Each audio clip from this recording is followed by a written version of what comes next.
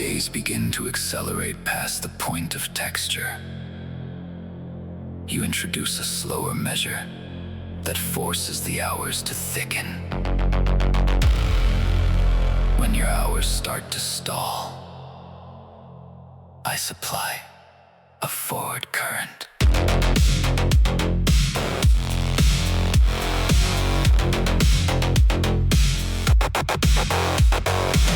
I used to lose entire seasons inside unmarked urgency. You used to let weeks dissolve into a single undifferentiated gray. Neither of us could correct the distortion alone for long. The correction arrives now as a presence rather than advice. Your unhurried attention recalibrates my internal clock. My insistence on movement prevents yours from stopping entirely. Time is not experienced at a fixed universal rate. It is negotiated continuously between the two of us. Slow me down when the days start to blur into pure velocity. Speed me up when the hours threaten to lose all direction. We have become each other's only reliable chronometer, adjusting the pace so that duration remains inhabitable.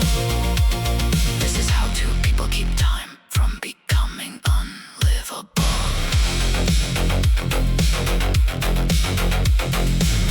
There are mornings when I wake already behind an invisible schedule. You meet the urgency with a deliberate refusal to match it. There are evenings when you drift toward a stillness that feels like erasure. I introduce just enough forward motion to keep the evening distinct. The adjustments are rarely announced, they are simply enacted. And over time the enactments have become a form of ongoing care. Time is not experienced at a fixed universal rate. It is negotiated continuously between the two of us. Slow me down when the days start to blur into pure velocity. Speed me up when the hours threaten to lose all direction. We have become each other's only reliable chronometer, adjusting the pace so that duration remains inhabitable. This is how two people keep time from becoming unlivable.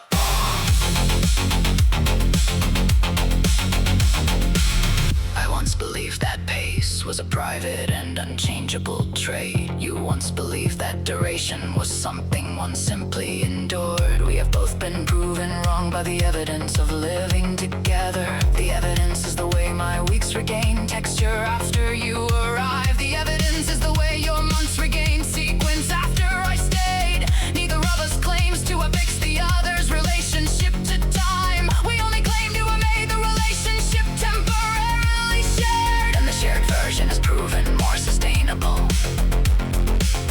than either solo version. Slow me down when the days start to blur into pure velocity. Speed me up when the hours threaten to lose all direction. We have become each other's only reliable chronometer, adjusting the pace so that duration remains in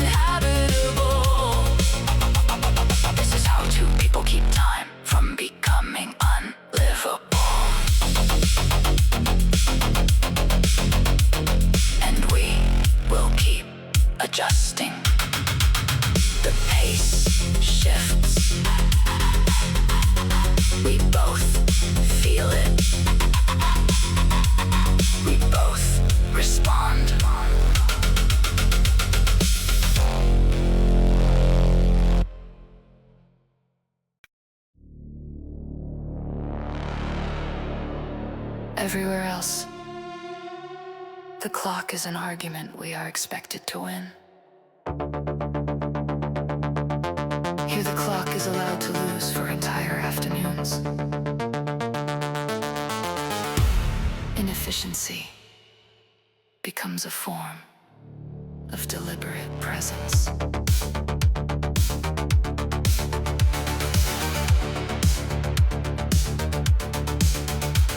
We sit without agenda and let the light move across the floor. No one asks what the time is being used for, or whether it is justified. The usual pressure converted hours into measurable output is suspended.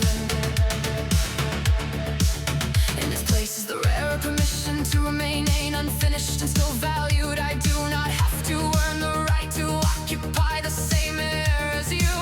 You do not have to produce a reason staying in the room. Outside this arrangement, every minute requires a defense. Inside it, the minutes are allowed to pass without testimony. Waste the afternoon with me and do not apologize for the loss. I will waste it back and treat the waste as necessary. We are not improving anything while we sit like this. We are simply refusing the demand to be constantly useful. This is the only place where uselessness is still considered care. The rest of the week is scheduled into clean, productive blocks. This pocket of time is deliberately left without structure. We protect it the way some people protect a scarce resource, because once it is filled with tasks, stops performing its real function. The function is not rest exactly, it is the right to exist without output, and that right has become one of the central terms of the bond. Outside this arrangement, every minute requires a defense. Inside it, the minutes are allowed to pass without testimony. Waste the afternoon with me and do not apologize for the loss. I will waste it back and treat the waste as necessary. We are not improving anything while we sit like this. We are simply refusing the demand to be constantly useful. This is the only place where uselessness is still considered care. There are periods when the outside pressure leaks back in. One of us starts calculating what else the hours could have accomplished. The calculation is noticed and gently set aside again. We return to the unoptimized present without needing a speech. I have stopped treating these intervals stolen from more important work. You have stopped treating them as temporary exceptions to the rule. They are now part of the rule itself. Some time must remain unclaimed, or the rest of the claimed time begins to feel like continuous extraction. Waste the afternoon with me and do not apologize for the loss. I will waste it back and treat the waste as necessary. We are not improving anything while we sit like this. We are simply refusing the demand to be constantly useful. This is the only place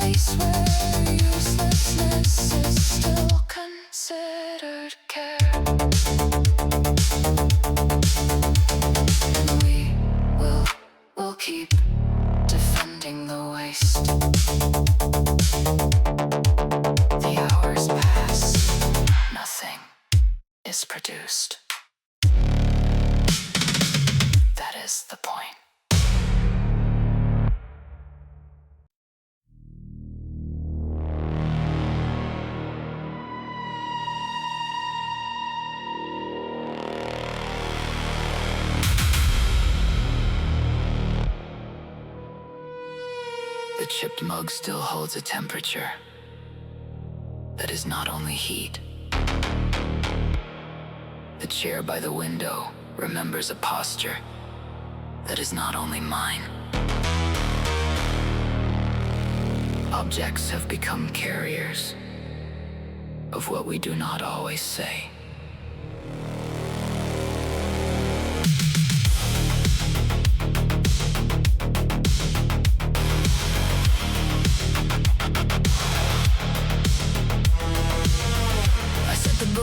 On the shelf in the exact angle you prefer. You leave the light in the hallway at the level I once mentioned needing. Neither gesture is large enough to require acknowledgement, yet both of them register as continuing conversation. The apartment is full of these small charged agreements. They speak when we are tired of using actual sentences. Language is not the only medium that carries intention. Some messages travel more cleanly through arrangement and placement. The way you leave the keys tells me more than the morning update. The way I fold the blanket answers a question you did not voice.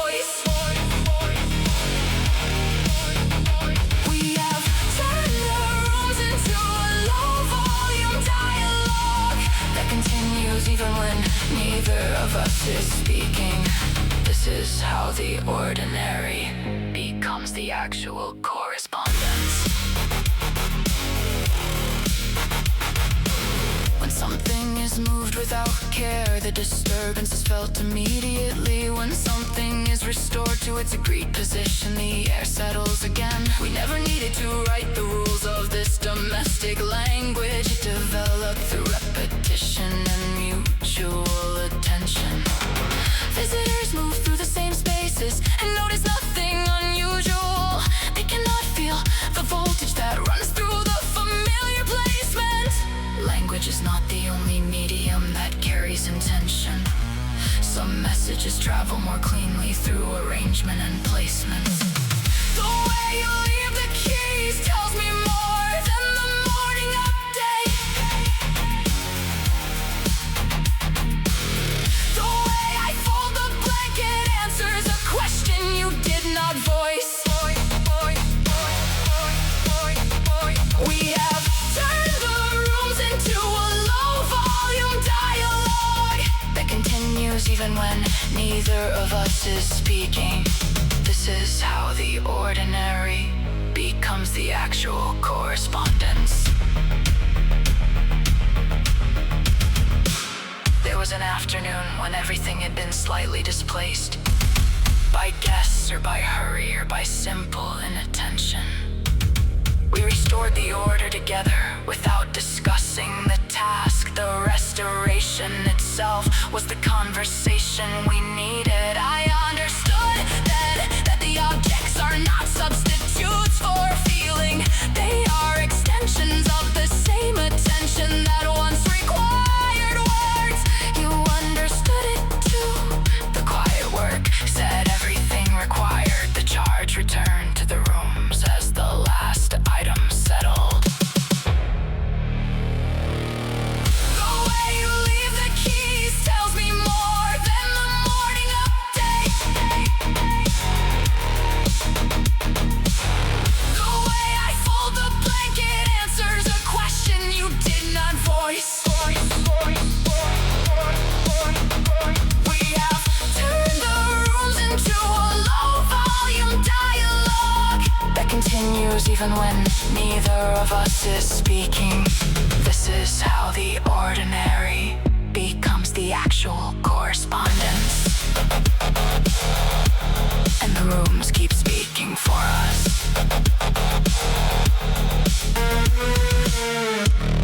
The objects hold, the voltage remains. We both feel it.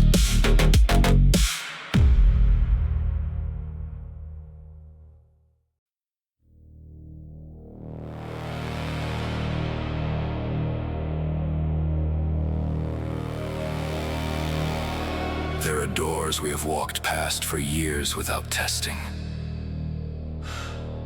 Rooms whose contents we have agreed not to inventory. The not knowing has become part of the load-bearing structure.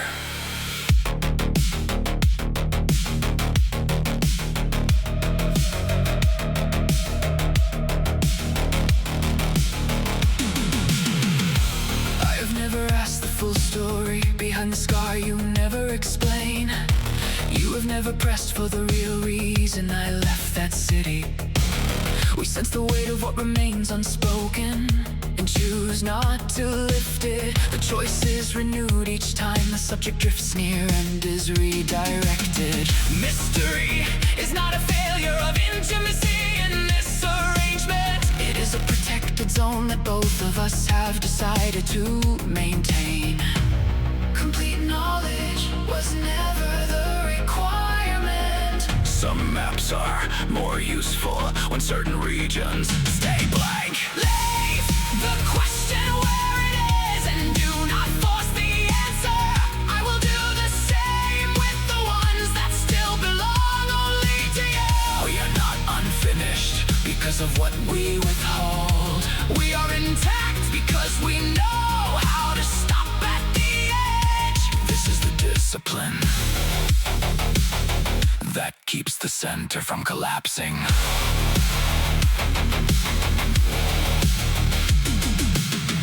Other people assume every shared life eventually demands full disclosure. We have tested that assumption and found it unnecessary. The relationship does not thin when a subject is left closed. It sometimes thickens around the respected boundary. I trust the silence that surrounds your private history. You trust the silence that still guards certain corridors of mine.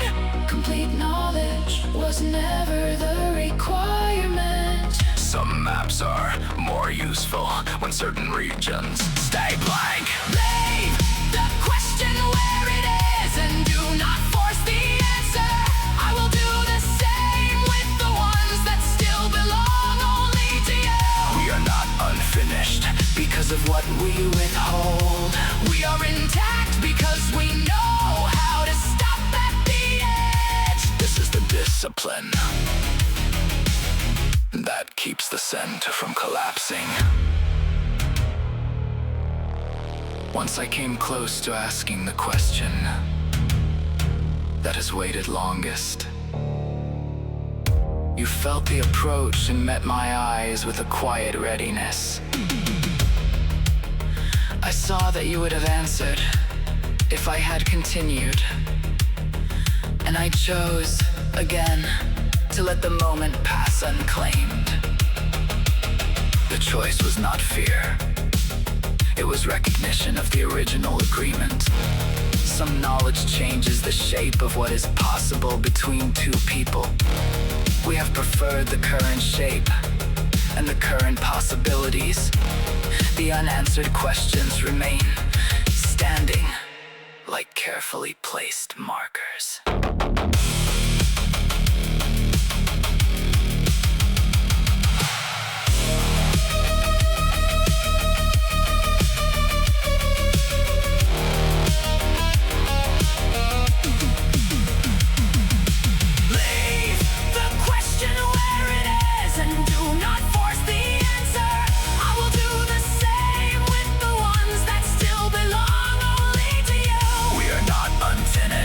Because of what we withhold. We are intact because we know how to stop at the edge. This is the discipline that keeps the center from collapsing. And we will keep the markers in place. The doors stay closed. We walk past them. The structure holds.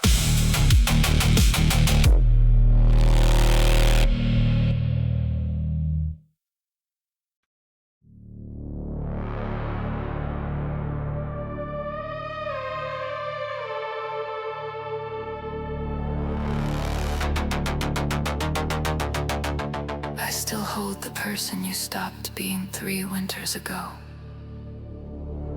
You still carry the sharper edges I filed down for safety. Neither of us discards what the other has outgrown.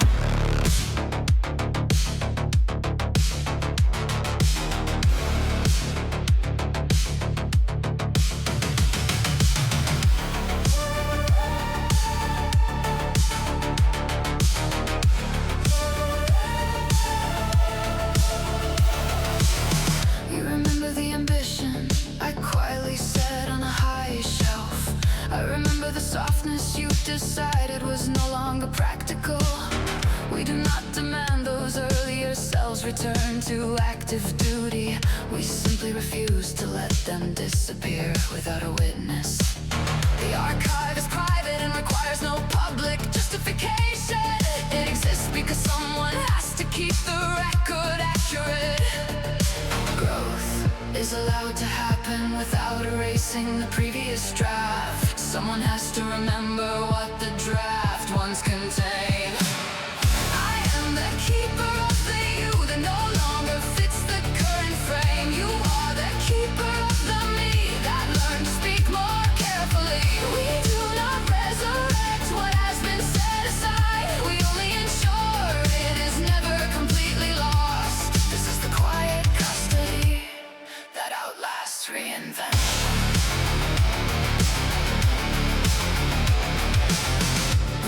Me using an old gesture, I thought I had retired. You do not correct it, you simply recognize the source. When I see you reach for a courage you claim to have finished with, I let the moment stand without forcing it into the present tense.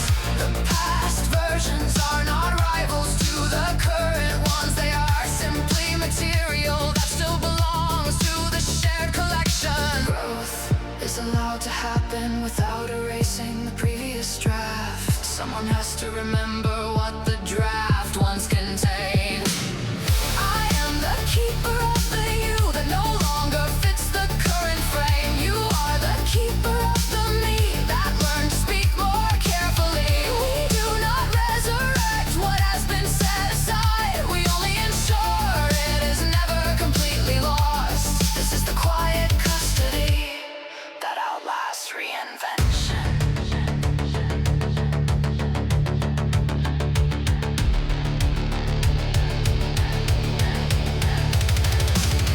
There are days when the current selves feel thin and provisional.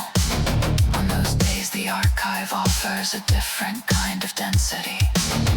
I can borrow a former certainty without having to become it again.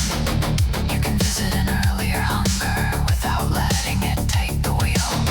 We have never treated the stored versions as museum pieces. They remain available for reference, for contrast, for occasional use. The custodianship is mutual and it is never required a formal oath. It simply continues because neither of us is willing to be the only one who forgets. I am the keeper of the you that no longer fits the current frame. You are the keeper of the me that learned to speak more carefully. We do not resurrect what has been set aside. We only ensure it is never completely lost. This is the quiet custody that outlasts reinvention. And the archive remains open. The versions rest. We keep them. Nothing is fully erased.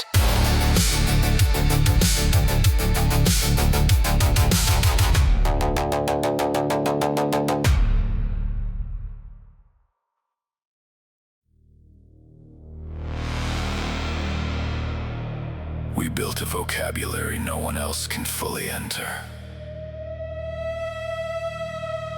Words that carry weight only when spoken between us.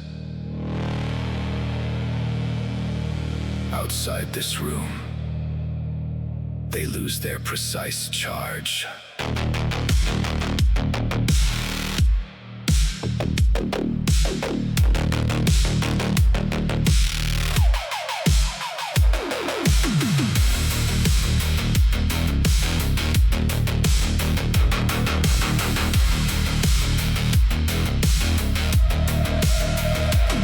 A single raised eyebrow means an entire shared history.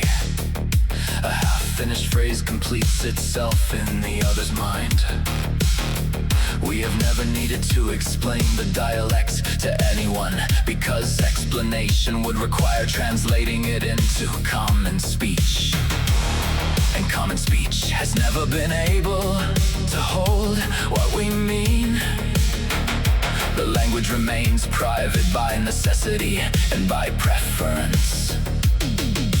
Fluency exists only inside the closed circuit of us. Beyond that circuit, the same words become ordinary again. Say the phrase that only works when I am the listener. I will answer with the reply that only you would recognize. We are the sole native speakers of this particular tongue, and the tongue dies a little every time we are apart. This is the language that cannot survive. Translation. Friends hear us speak and assume they understand the surface. They miss the denser meaning running underneath the sound. We let them miss it. The dialect was never meant for export. It was built for speed, for accuracy, for the shortest path between one interior and the other without loss of signal. The longer we use it, the more inefficient public language feels. Fluency exists only inside the closed circuit of us. Beyond that circuit, the same words become ordinary again. Say the phrase that only works when I am the listener. I will answer with the reply that only you would recognize. We are the sole native speakers of this particular tongue, and the tongue dies a little every time we are apart. This is the language that cannot survive. Translation. There are days when I catch myself using a private word in public and feel the immediate drop in voltage as it fails to land. You have done the same and met the same blank response. We return to each other like people returning to their only fluent country. I no longer expect the outside world to learn our grammar. You no longer attempt to teach it. The attempt always fails. The dialect remains a closed system by design, and the closed system is part of what keeps us distinct. Say the phrase that only works when I am the listener.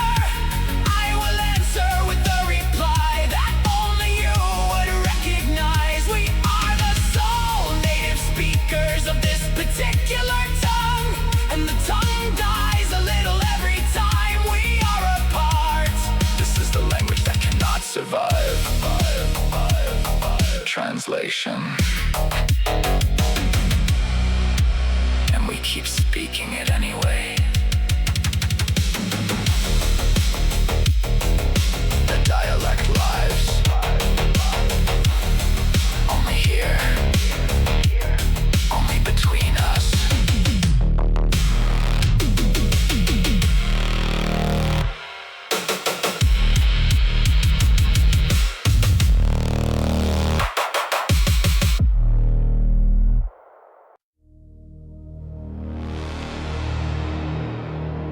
After every fracture, the silence has a familiar length.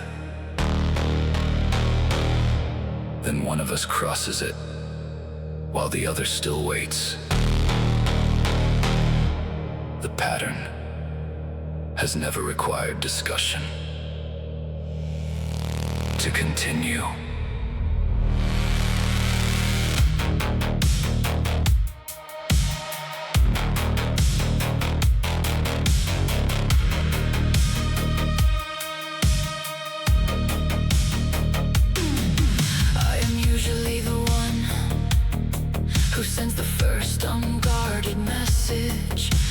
are usually the one who receives it without surprise.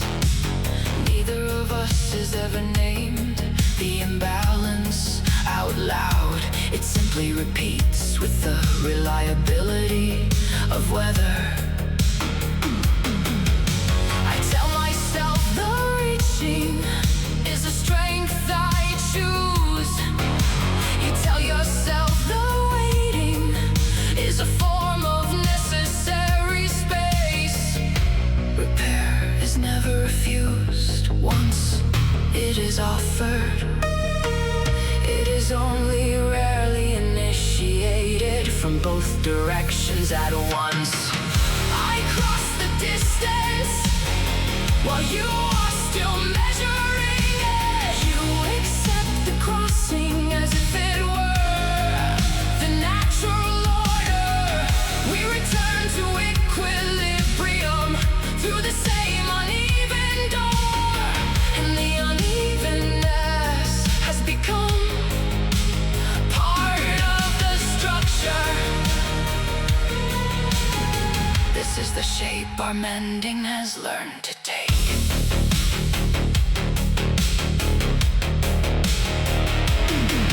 There are nights when I wait longer than the usual interval, testing whether the pattern can reverse itself this time. You notice the delay and still do not move first. The silence stretches until my resolve thins again. I reach you open, the familiar sequence resumes, and relief arrives mixed with the quieter recognition. Repair has never refused once it is offered. It is only rarely initiated from both directions at once. I cross the distance while you are still measuring it. You accept the crossing as if it were the natural order. We return to equilibrium through the same uneven door, and the unevenness has become part of the structure. This is the shape our mending has learned to take.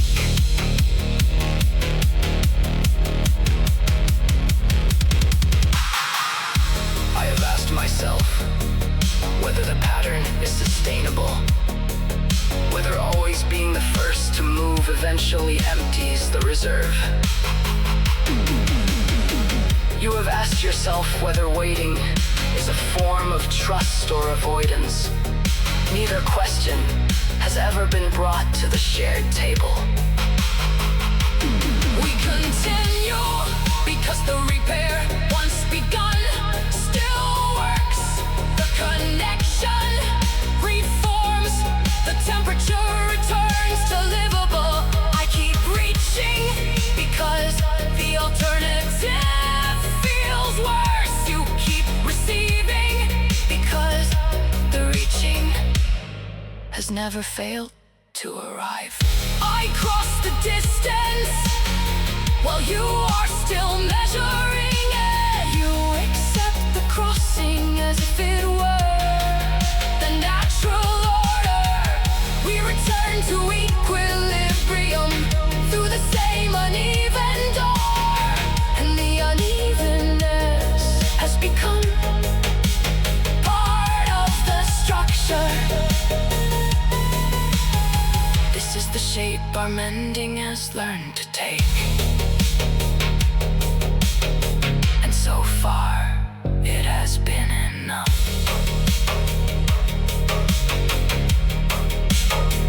The silence ends. I move first. You let me in.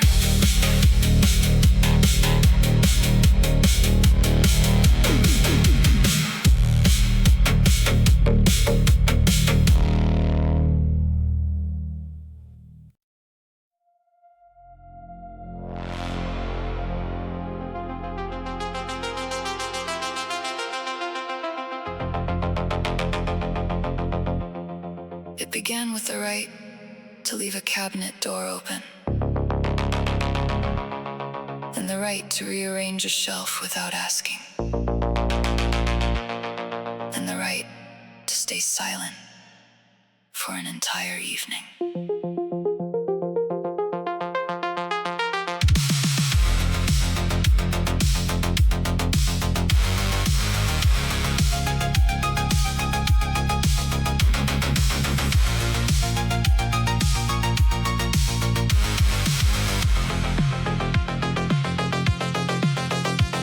Permission was small enough to seem insignificant, yet each one expanded the territory I was allowed to occupy. You never announced the grants, they simply appeared. I tested the new edges carefully and found them stable. Over time the accumulation became a kind of architecture, a structure built entirely from what you decided not to restrict. Trust did not arrive as a single declaration. It arrived as the sum of every unlocked gate. You gave me the right to be unfinished in front of you.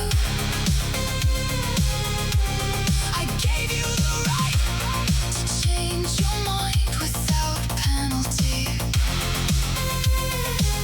These were never dramatic gifts, they were quiet expansions until the space between us could hold almost anything.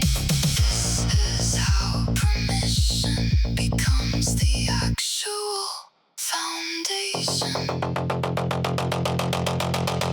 I notice now how many small freedoms I no longer request. They have been absorbed into the background of what is allowed. You move through my days with the same unannounced ease. Neither of us keeps a running list of what has been granted. The list would be too long and too ordinary to recite, yet the absence of the list is what makes the trust visible. Trust did not arrive as a single declaration.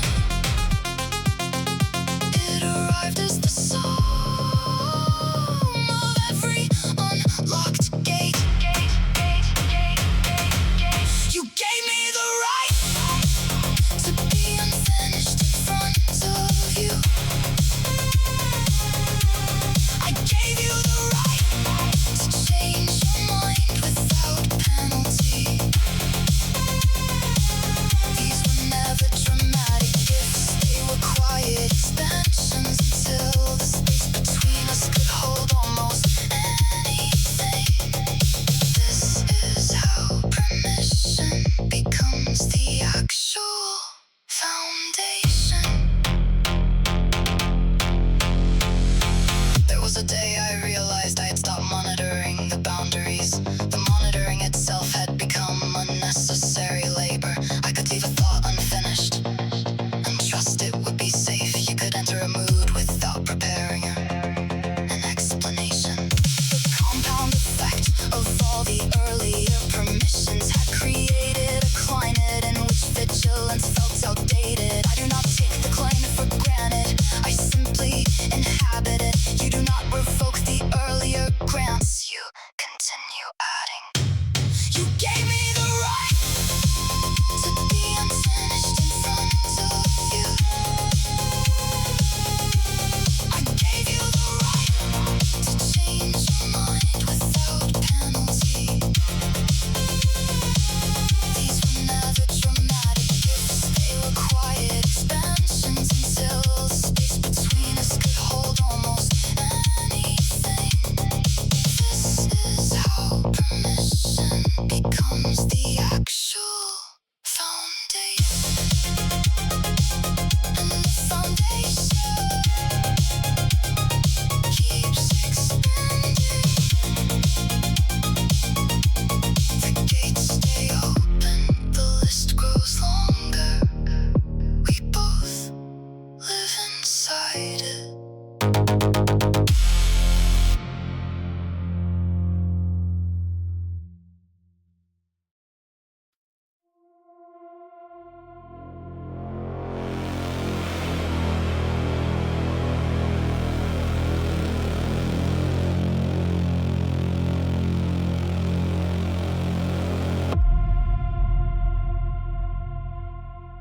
Every few months we sit down with the current version.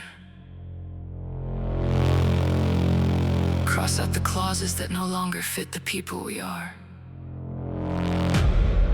And write the next edition in the same quiet room.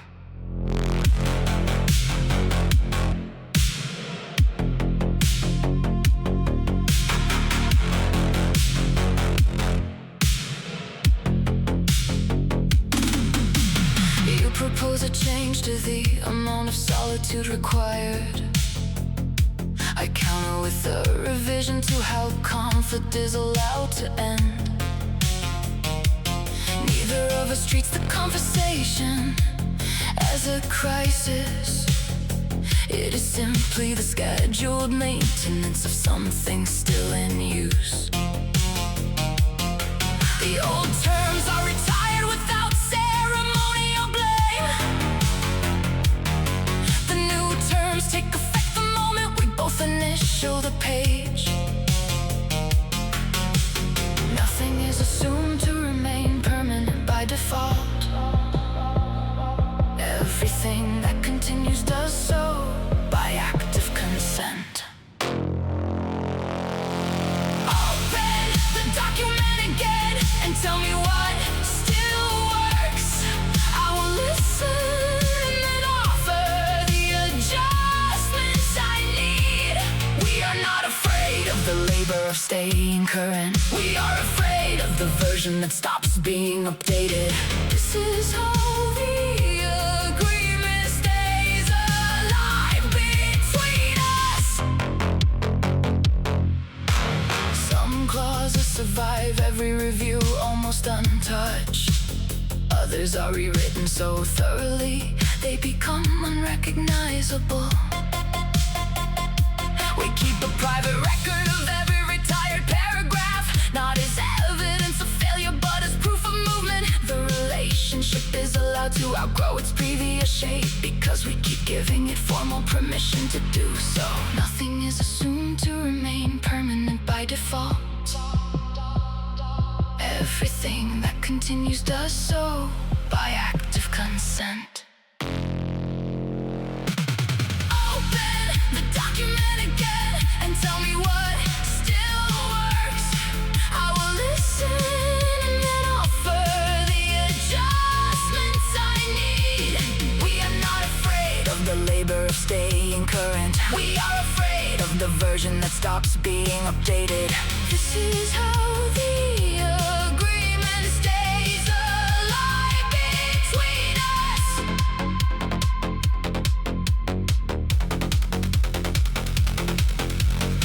There was a season when one of us avoided the table, hoping the existing terms would somehow remain sufficient. The strain accumulated in small, unspoken increments until the next formal meeting felt overdue by months. We corrected the delay without assigning fault, returned to the practice of explicit renegotiation. I no longer expect love to run on outdated language. You no longer expect silence to function as renewal.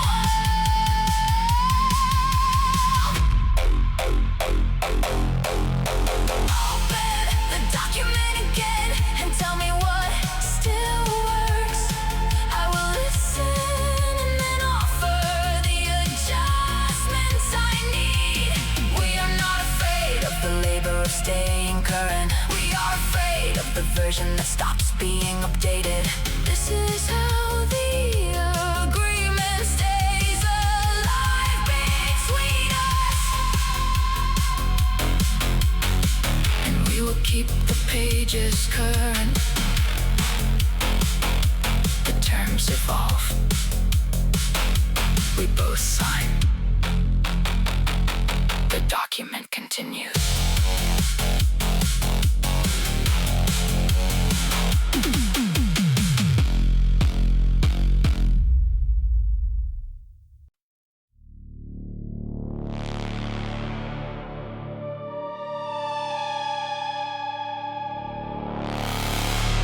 Your quiet arrives before you finish the sentence.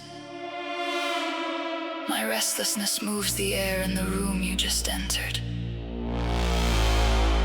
We no longer experience weather as separate events.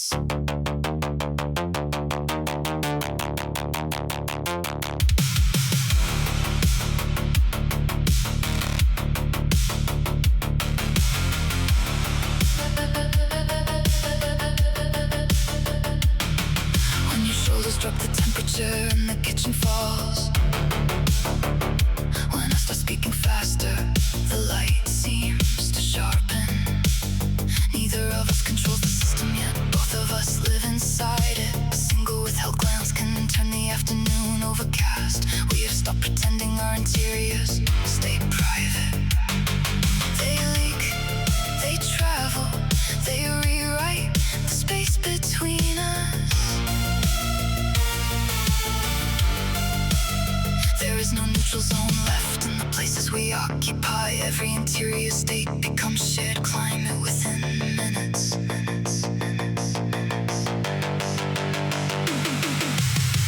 I feel the front moving in before you name the feeling. You adjust to my pressure before I admit the shift. We are each other's only reliable forecast, and the forecast is never only personal anymore.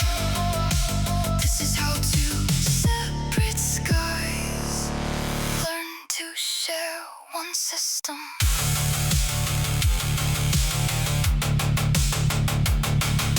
I used to believe I could contain and move behind closed doors. I used to believe distance would keep the systems apart. Now the smallest change and one of us registers in the other, like barometric pressure that needs no announcement. We have become sensitive instruments calibrated only to each other, and the calibration grows more precise with every season. There is no neutral zone left in the places we occupy. Every interior state becomes shared climate within minutes.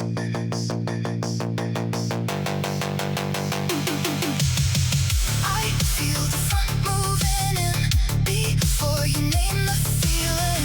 You adjust to my pressure before I admit the shift. We are each other's only reliable forecast, and the forecast is never only personal anymore. This is how two separate skies learn to share one system.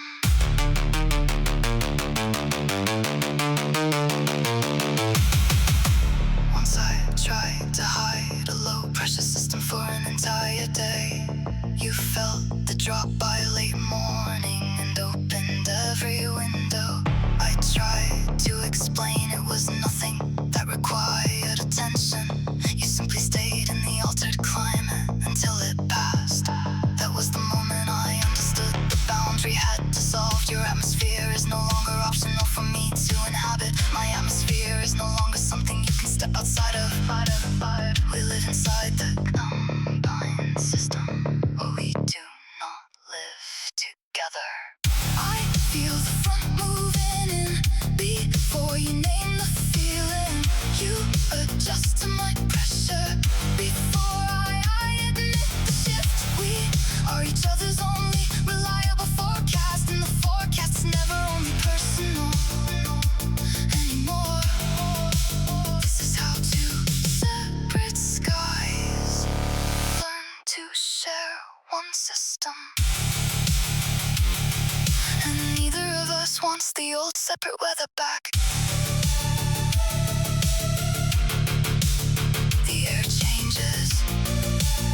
We both notice. We both adjust.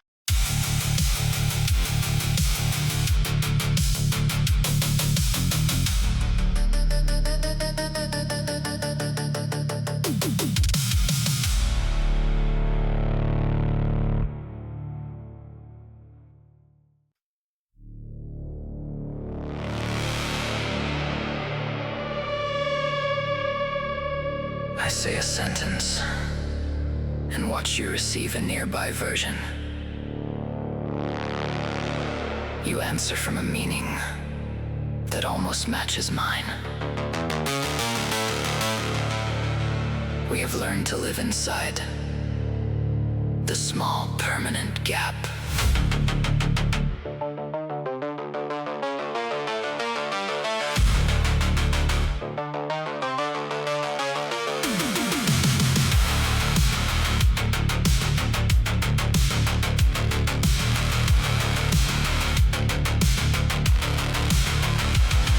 Definition of safety includes things I still call distance.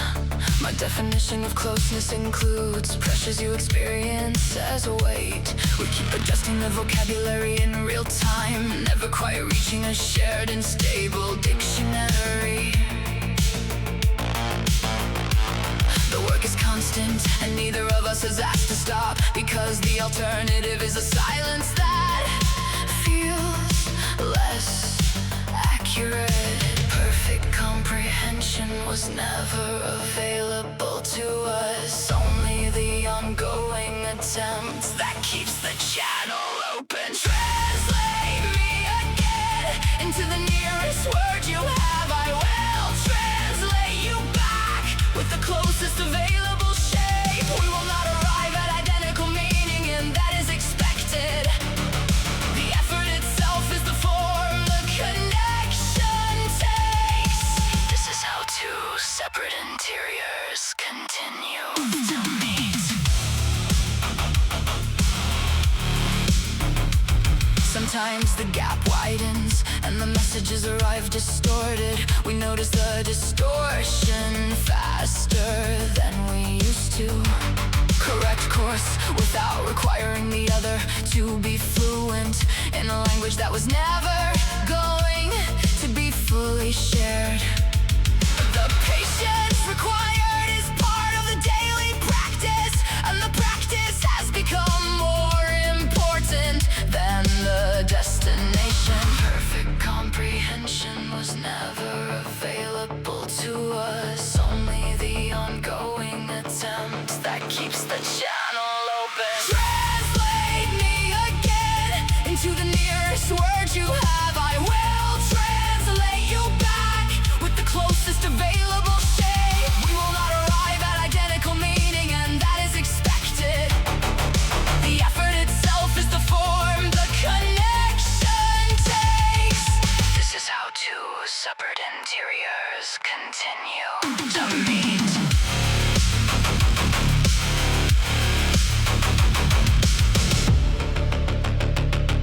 There are days when the labor feels heavier than the reward, when every exchange seems to require too many footnotes. Then one of us offers a phrase that lands unusually clean, and the entire difficult system feels briefly justified. I have stopped expecting the gap to close completely. You have stopped apologizing for the places it remains. We treat the unfinished translation as the natural climate, rather than a problem that further effort will eventually solve.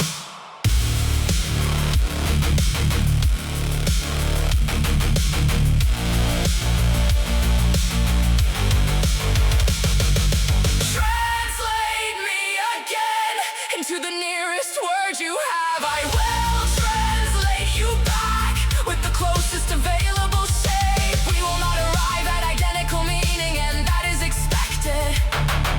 The effort itself is the form, the connection takes. This is how two separate interiors continue to meet. And we keep choosing the work. The gap remains. We keep crossing it. That is the method.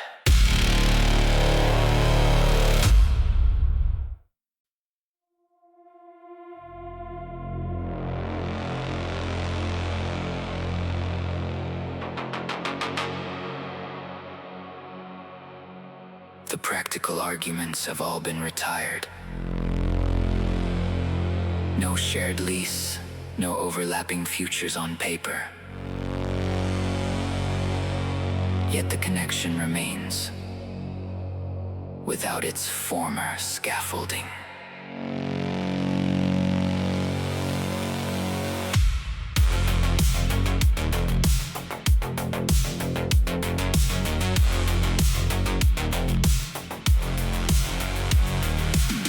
We no longer need each other for the daily machinery. The errands run separately, the calendars no longer mesh. Friends have stopped asking when the next joint plan appears. Family has adjusted to the idea of us as optional.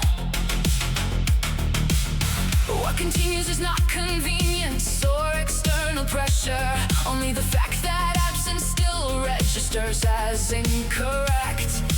Everything that once justified the arrangement is gone. What is left has to justify itself without assistance. I stay because the alternative still feels like a mistranslation. You stay because the silence without me has the wrong texture. We are no longer solving any problem except the problem of each other, and that turns out to be sufficient reason on its own. This is the attachment after the scaffolding has been removed. I could list the efficiencies of a fully independent life. You could list the freedoms that would arrive with a clean break. Neither list has ever managed to outweigh the simple recognition that the days feel improperly assembled when we are not in them. We have become the remaining necessary component, long after every other component became optional. Everything that once justified the arrangement is gone. What is left has to justify itself without assistance. I stay because the alternative still feels like a mistranslation. You stay because the silence without me has the wrong texture. We are no longer solving any problem except the problem of each other, and that turns out to be sufficient reason on its own. This is the attachment after the scaffolding has been removed.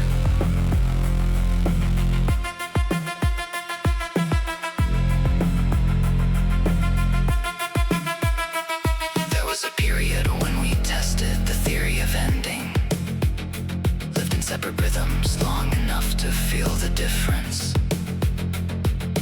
Both of us discovered the same quiet malfunction. The hours continued, but the internal calibration drifted.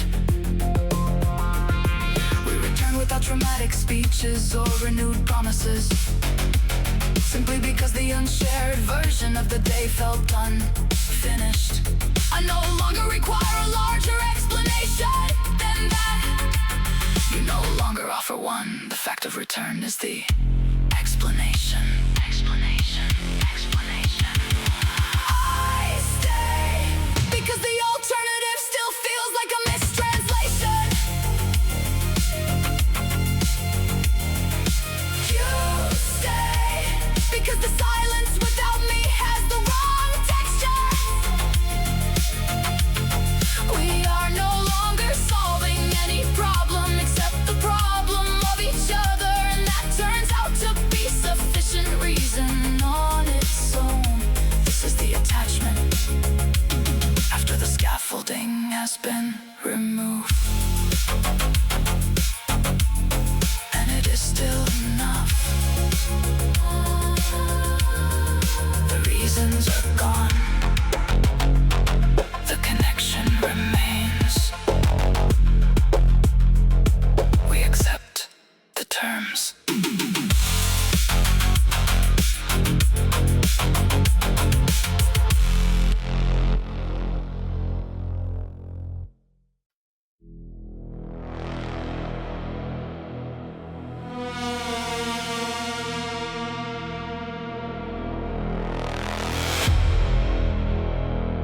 I know which stories about yourself you still need intact. You know which doubts of mine must never be confirmed. We have become the first and last line of defense.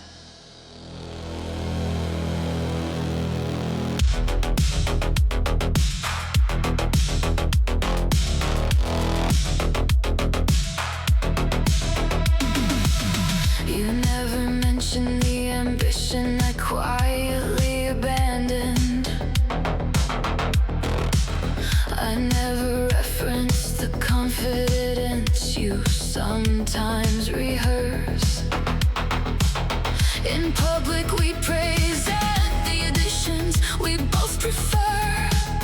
In private we still refuse to dismantle the better frames. The protection is not deception, it is a form of loyalty to the person each of us is still trying to inhabit. Honesty has its place, but not in every room.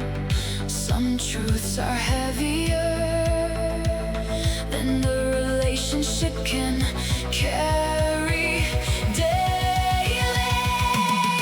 I will not be the one who makes the mirror unkind. You will not be the one who names the unfinished parts. We guard the versions that still allow us to continue, even when we both can see the thin places clearly. This is the quiet labor that keeps the bond from fraying. When others press too close to the unprotected edges, we redirect the conversation with practiced ease. At home we sometimes sit with the fuller knowledge, yet still choose not to force the complete inventory. The restraint is mutual and has never needed a contract. It is simply the way we decided love would operate. Honesty has its place, but not in every room. Some truths are heavier than the relationship can carry daily. I will not be the one who makes the mirror unkind. You will not be the one who names the unfinished parts. We guard the versions that still allow us to continue, even when we both can see the thin places clearly. This is the quiet labor that keeps the bond from fraying. Once I almost offered the full unedited account. You almost invited the critique that would have landed clean. We both stopped at the same invisible boundary and recognized the boundary as something we had built together. I am not interested in a love that requires total exposure. You are not interested in a love that demands constant revision. We prefer the version that can still walk into the morning without having to rebuild itself from the previous night's accuracy. I will not be the one who makes the mirror unkind. You will not be the one who names the unfinished parts. We guard the versions that still allow us to continue, even when we both can see the thin places clearly. This is the quiet labor that keeps the bond from fraying, and we will keep performing it. The preferred version stand. We stand behind them. That is the agreement.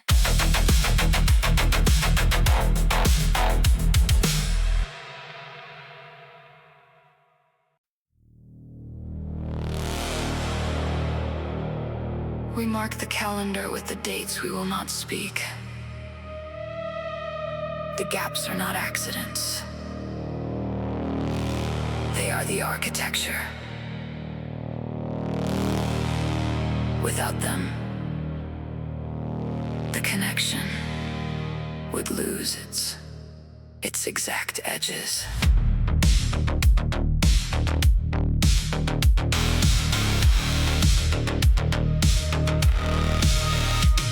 You leave for the exact number of days we calculated. I remain in the rooms that still carry a recent shape. Neither of us pretends the separation is forced by life. It is chosen, measured, and treated as necessary upkeep.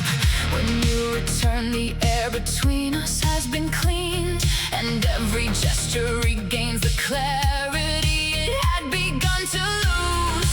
Constant presence dulls the signal until it almost vanishes. Only the controlled withdrawal restores the original frequency.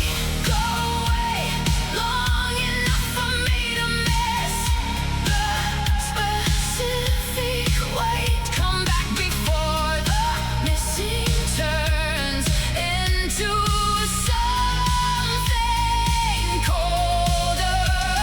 We practice the art of temporary disappearance, so that arrival never becomes ordinary again. This is how we keep the current from settling into stillness. I pack the same small bag you once helped me choose. You close the door with the same careful lack of drama. During the interval, we both protect the agreed silence. No messages that would soften the intended vacuum. The reunion is never theatrical, it is simply precise. A recalibration performed by two people who trust the method. Constant presence dulls the signal until it almost vanishes. Only the controlled withdrawal restores the original frequency. Go away long enough for me to miss the specific wait. Come back before the missing turns into something colder. We practice the art of temporary disappearance, so that arrival never becomes ordinary again. This is how we keep the current from settling into stillness. There was a season when one of us stayed too long. The edges began to blur and the hunger grew imprecise. We corrected course without accusation or apology. Returned to the schedule as if adjusting a known instrument. I no longer fear the departures, I fear their cancellation. You no longer treat the returns as permanent solutions. We have accepted that the space between us is not empty. It is the active ingredient that keeps the rest alive.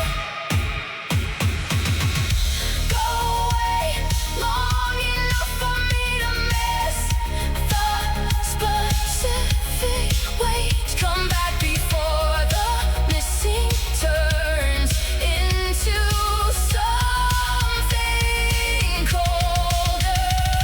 We practice the art of temporary disappearance, so that arrival never becomes ordinary again. This is how we keep the current from settling into stillness.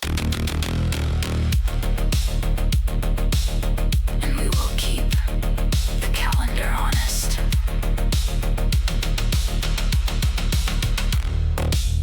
The dates approach. We honor them.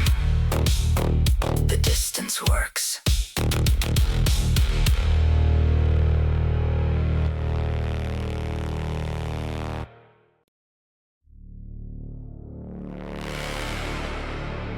We chose the year, the city, the weather that day. decided which of us spoke first and what was said, then sealed the version so no outsider could revise it.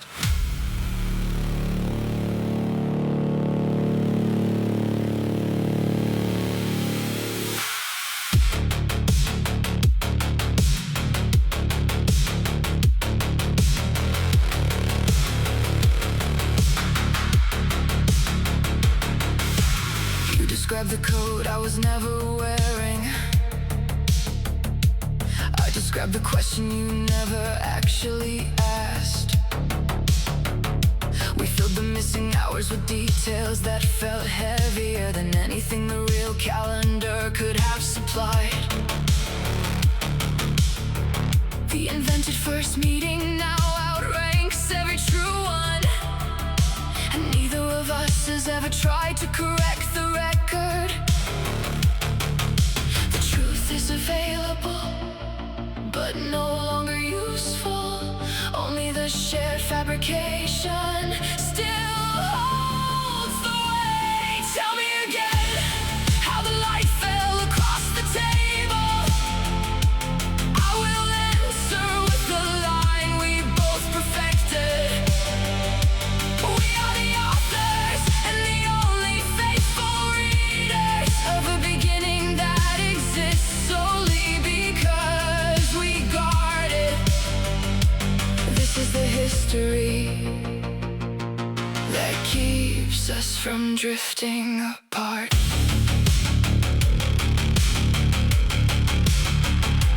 Friends ask for the real timeline and we smile the same way. Offer a polished fragment that leads them safely away. At night we return to the private edition and add footnotes, small improvements that make the fiction more durable. The longer we maintain it, the more the body believes, until even memory starts to prefer the agreed upon version. Available, but no longer useful. Only the shared fabrication still holds the weight. Tell me again how the light fell across the table. I will answer with the line we both perfected. We are the authors and the only faithful readers of a beginning that exists solely because we guard it. This is the history that keeps us from drifting apart.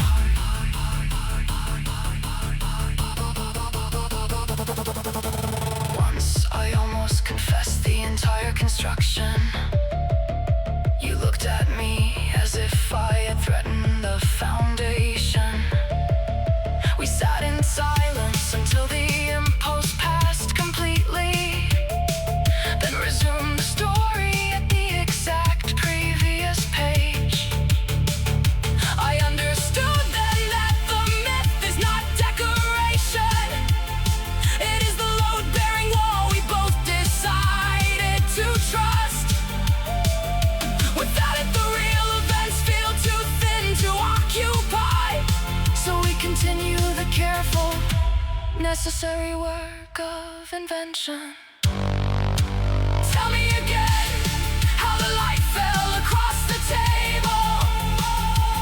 I will answer with the line we both perfected. We are the authors and the only faithful readers of a beginning that exists solely because we guard it.